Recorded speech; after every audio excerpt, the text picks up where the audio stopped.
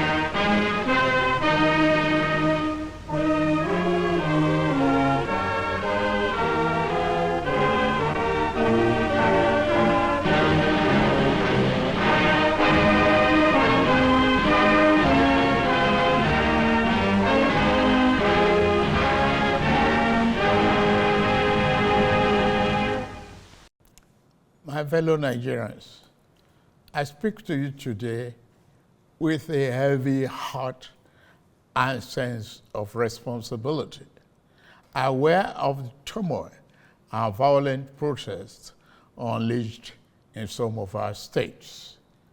Notably, among the protesters were young Nigerians who desired a better and more progressive country where their dreams, hope, and personal aspiration will be fulfilled.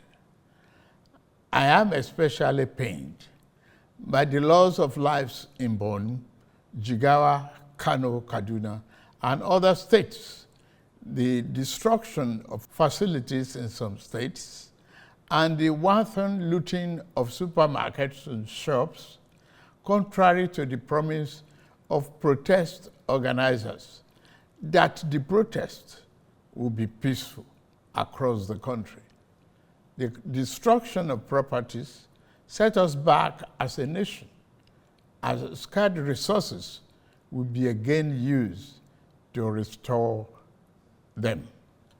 I commiserate with the families and relations of those who have died in the protest.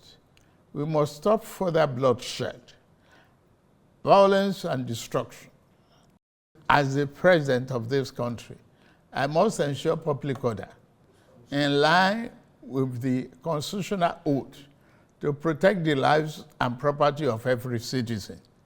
Our government will not stand idly by and allow a few with a clear political agenda to tear this nation apart. Under the circumstances, I hereby enjoin protesters and the organizers to suspend any further protest and create room for dialogue, which I have always acceded to at the slightest opportunity. Nigeria requires all hands on deck and need us all, regardless of age, party, tribe, religion, or other divides, to work together, reshaping our destiny as a nation.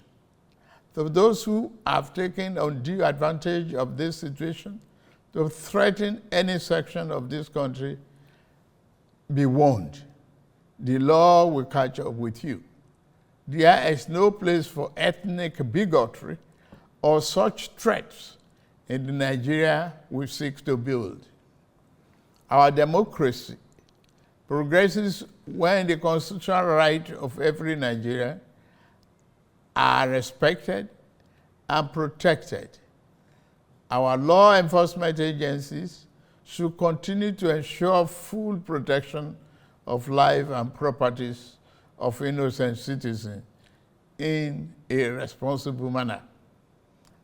My vision for our country is one of a just and prosperous nation where each person may enjoy the peace, freedom, and meaningful livelihood that only democratic good governance can provide.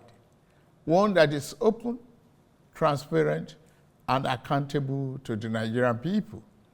For decades, our economy has remained anemic and taken a dip because of many misalignments that have stunted our growth. Just over a year ago, our dear country, Nigeria, reached a point where we couldn't afford to continue the use of temporary solutions to solve long-term problems for the sake of now and our unborn generations.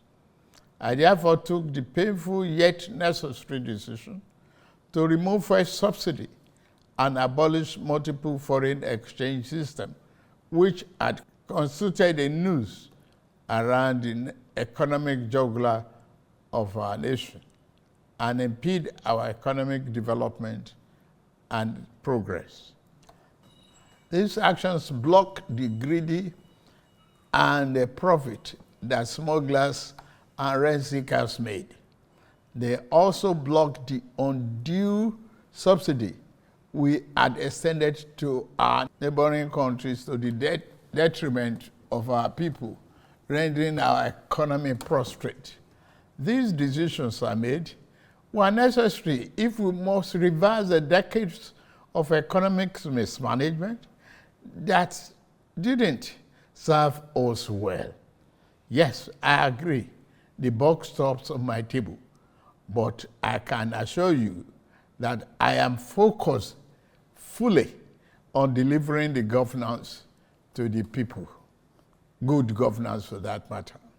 In the past 14 months, our government has made significant strides in rebuilding the foundation of our economy to carry us into a future of plenty and abundance.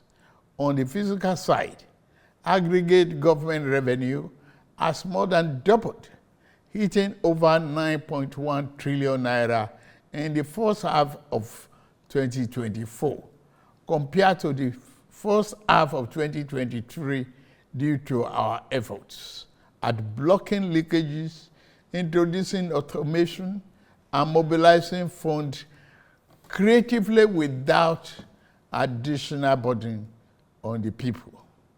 Productivity is gradually increasing in the non-oil sector, reaching new levels and taking advantage of the opportunities in our current economic ambience. My dear brothers and sisters, we have come this far, coming from a place where our country spent 97% of all our revenue on debt service. We have been able to reduce that to 68% in the last 13 months. We have also cleared legitimate outstanding foreign exchange obligations of about 5 billion without any adverse impact on our programs. This has given us more financial freedom and room to spend more money on you, our citizens, to fund essential social services like education and healthcare. It has also led to our state and local government receiving highest allocation ever in our country's history from the Federation account. We have also embarked on major infrastructure projects across the country.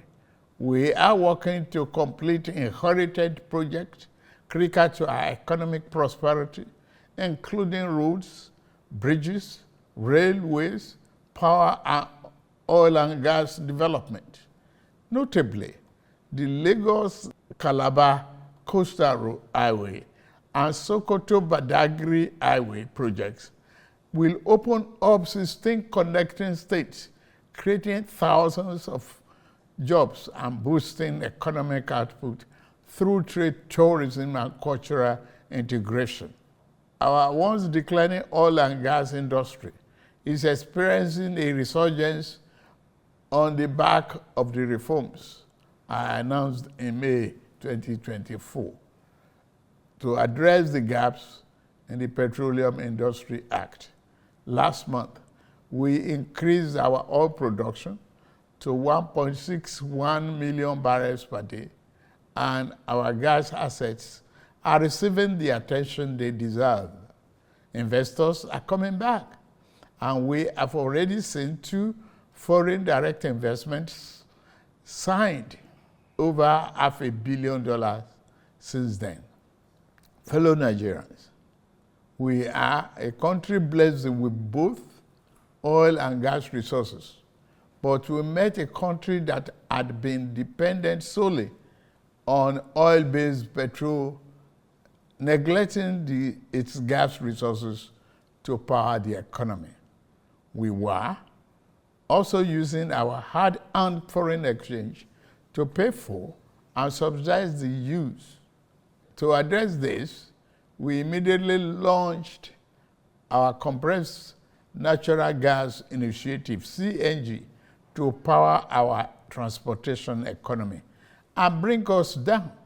This will save over 2 trillion naira a month being used to import PMS and AGO and free up our resources for more investment in healthcare and education.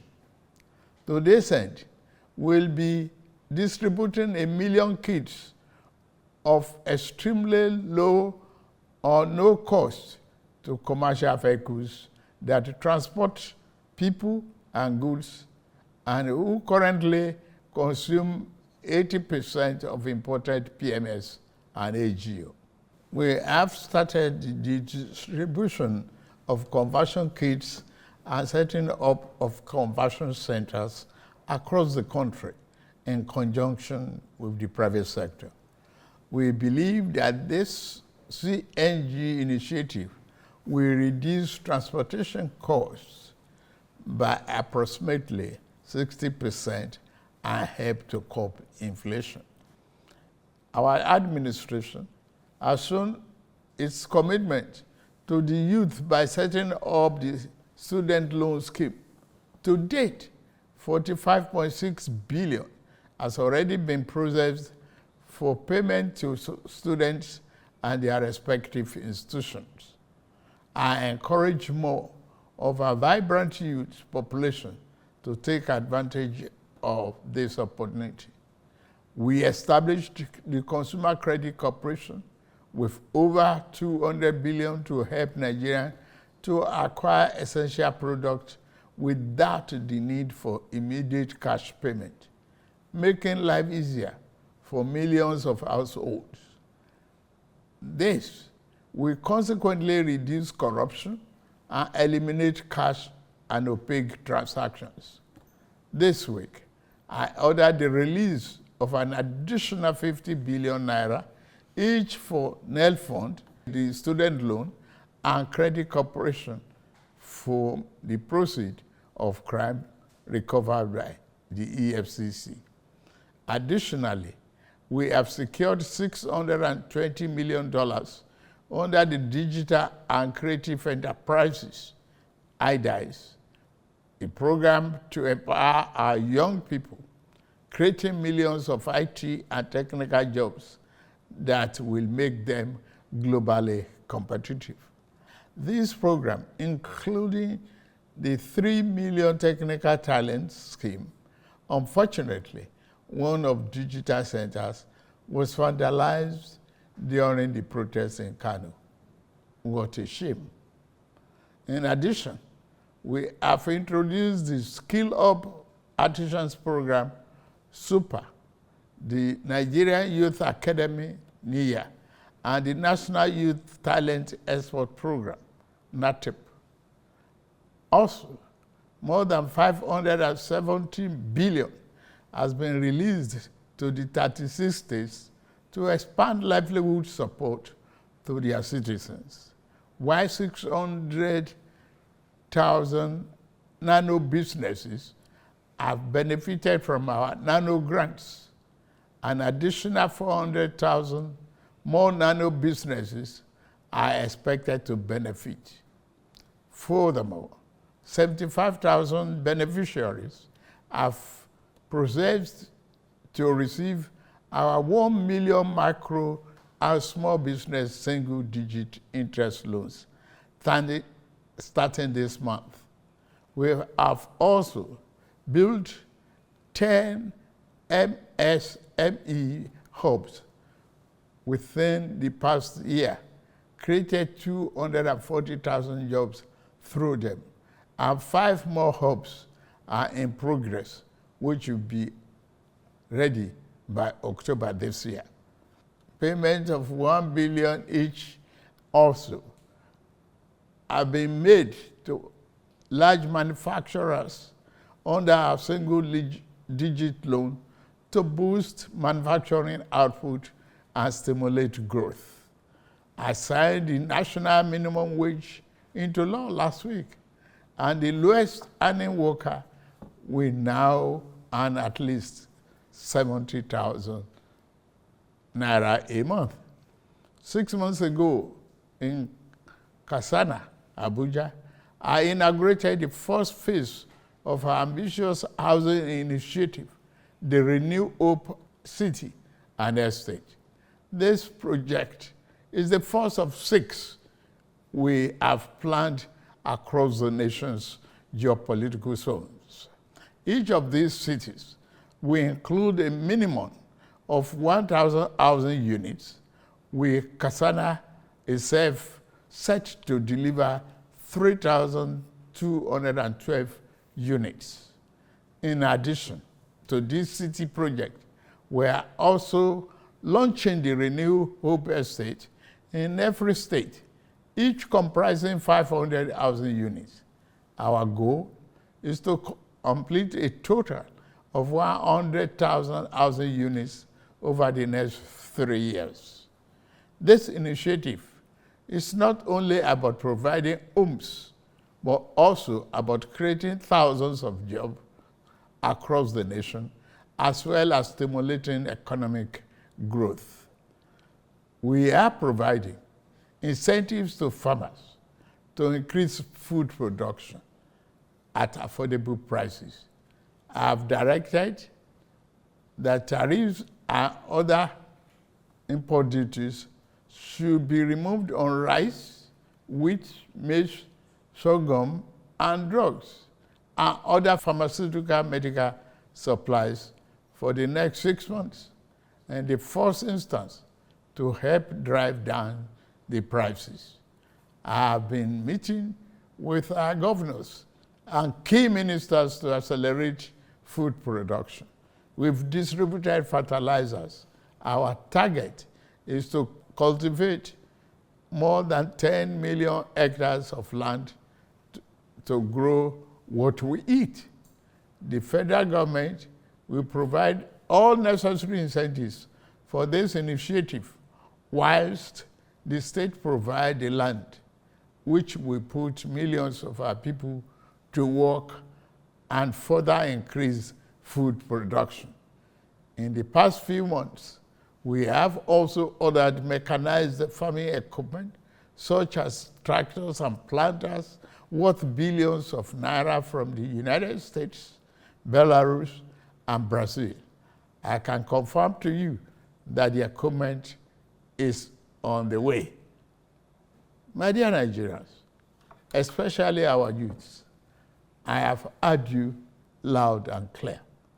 I understand the pain and the frustration that drive this protest, and I want to assure you that our government is committed to listening and addressing the concerns of our citizens. But we must not let violence and destruction tear our nation apart. We must work together to build a brighter future where every Nigerian can live with dignity and prosperity. The task before us is a collective one, and I am leading the charge as your president. A lot of work has gone into stabilizing our economy, and I must stay focused on ensuring that the benefits reached every single Nigerian as we promised. My administration is working very hard to improve and expand our national infrastructure and create more opportunities for our young people. Let nobody misinform and miseducate you about your country or tell you that your government does not care about you. Although there have been many dashed hopes in the past, we are in a new era of renewed hope. We are working hard, and the result will soon be visible and concrete for everyone to see, feel, and enjoy. Let us work together to build a brighter future for ourselves and for generations to come. Let's choose hope over fear, unity over division, and progress over stagnation. The economy is recovering. Please, don't shut out this oxygen. Now that we have been enjoying democratic governance for 25 years, do not let the extremists of enemies of democracy use you to promote an unconstitutional agenda that will set us back on our democratic journey. Forward ever, backward never. In conclusion, security operatives should continue to maintain peace, law, and order in our country, following the necessary Convention on Human Rights, to which Nigeria is a signatory. The safety and security of all Nigerians are paramount. Thank God and thank you for your attention. And may God continue to bless our great nation. Thank you very much.